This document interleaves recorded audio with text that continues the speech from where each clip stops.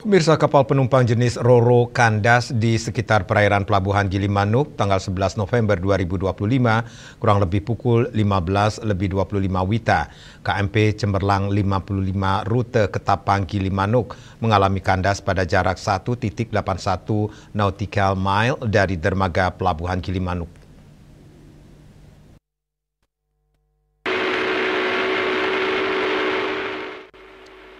Inyoman Sidokaryo, Kepala Kantor Pencarian dan Pertolongan Denpasar menerangkan info yang didapatkan bahwa kapal dengan membawa 69 orang tersebut bertolak dari Pelabuhan Ketapang pukul 14.30 WITA.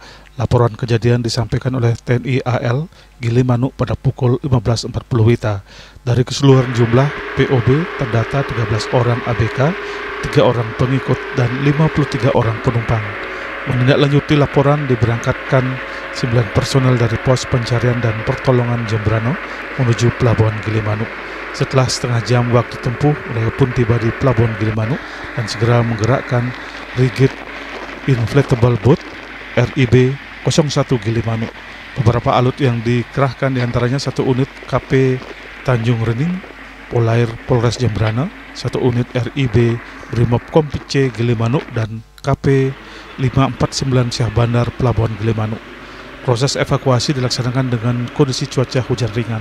Akhirnya pada pukul 17.15 WITA, seluruh penumpang berhasil dievakuasi menuju dermaga Gilimanuk dan keseluruhannya dalam keadaan selamat. Tak berselang lama selanjutnya kapal itu ditarik dengan bantuan tugboat.